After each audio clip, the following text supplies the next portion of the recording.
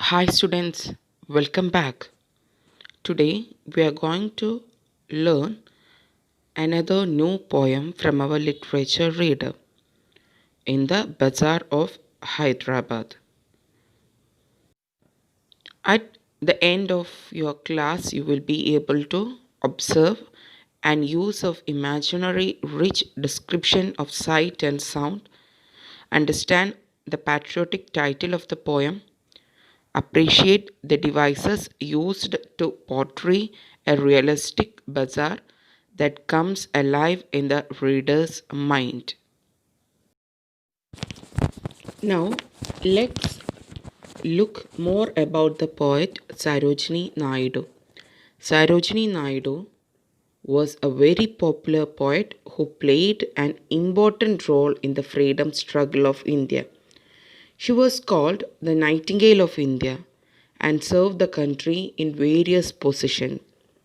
She was the second woman to become the president of the Indian National Congress in 1925 and the first woman to do so. Some of her famous poems are The India, In the Forest, In the Bazaar of Hyderabad, and so on. Now, let's look more about into our poem In the Bazaar of Hyderabad written by Sarojini. In the Bazaar of Hyderabad is a vibrant, colorful poem describing the bazaars of Hyderabad.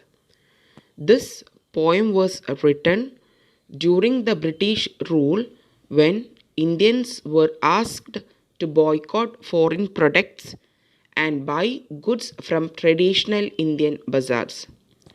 During this time, publication of Indian newspapers was banned, so the poet might have thought that the best way to spread the message to people was through the poem.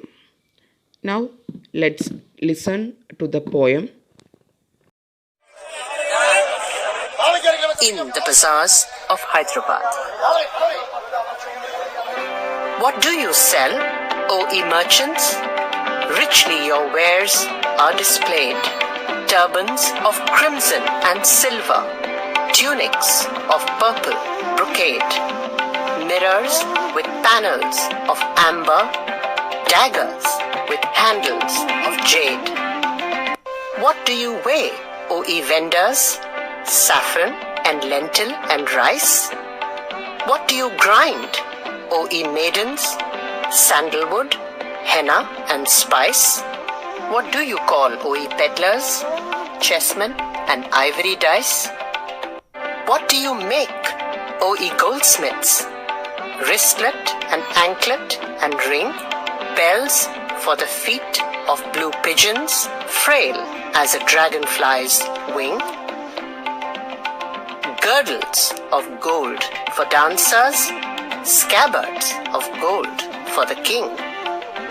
What do you cry, O ye fruitmen? Citron, pomegranate and plum? What do you play, O musicians? Sitar, sarangi and drum? What do you chant, O magicians? Spells for eons to come? What do you weave, O ye flower girls, with tassels of azure and red?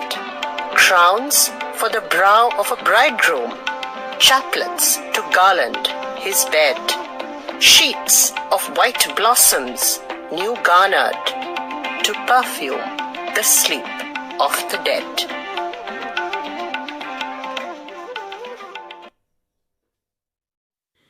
Now, dear students, let's discuss line by line what the poet is going to tell us. Let's see the first paragraph. What do you sell, O ye merchants? Richly your wares are displayed. Turbans of crimson and silver, tunics of purple brocade, mirrors with panel of amber, daggers with handles of jade. We can see that in the Bazaar of Hyderabad begins with a question from the poet to the merchant in the bazaar. about what they are selling. The merchant replied that they are selling silver and crimson colored turbans, purple brocade tunics, mirror framed in ambers, and dragon with handle made of jade. Amber and jade are very precious stones. Now see what is in the second stanza. What do you wait, O ye vendors, saffron and lentil and rice? What do you grind, O ye maidens, sandalwood, henna and spices? What do you call, O ye peddlers, chessmen and ivory dice? In the second stanza, it's about another stall, and the same question is asked by the poet to the vendors about what they are waiting and selling. Saffron, lentils, and rice are being sold by vendors. The poet asks the maiden, the women's, what they are grinding, and she gets a reply that they are grinding henna, sandalwood, and other spices. The poet then questions the peddlers about what they are selling, and they say chessmen dice made out of ivory. Now, see what is in the third stanza. What do you make, O ye goldsmith? Wristlet and ankle and ring. Bells for the feet of blue pigeon, frail as a dragonfly's wing. Gridlets of gold for dancers, scabbards of gold for the king. In the third stanza, we can see that the poet is asking the goldsmith what type of ornament that he is making. The goldsmith replied that they make wristlets, ankles, and rings. Moreover, they say that they manufacture the bell to be tied to the feet of a blue pigeon. The bells are so delicate as a dragonfly's wing. Simultaneously, they make gold uh, gridlers for dancers and the sheaths for king to keep their swords. What do you cry, O ye fruitman? Citron, pomegranate, and plum. What do you play, O musicians? Sitar, sarangi, and drum. What do you chant, O magicians? Spells for eons to come. In the fourth stanza, the poet visits a fruit shop. Then she inquires about what the fruitmen are selling. They tell her that they sell lemons, pomegranates, and plums. Then the musicians are asked what they play, and they reply is that sitar, sarangi, and drums are played. She even comes across magicians and asks them what they are chanting, and they say that they are chanting magical spells to charm thousand ages to come. What do you weave, O ye flower girls? With tassels of azure and red, crowns for the brow of a bridegroom, chaplets to garland his bed, sheet of white blossoms new garnered to perfume the sleep of the dead. In the last stanza, it is about the flower girls who are asked when they are weaving with stads of red and blue flowers.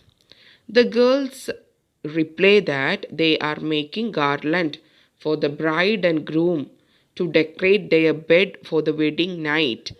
They are also weaving sheet of white flowers which are placed on graves for fragrance.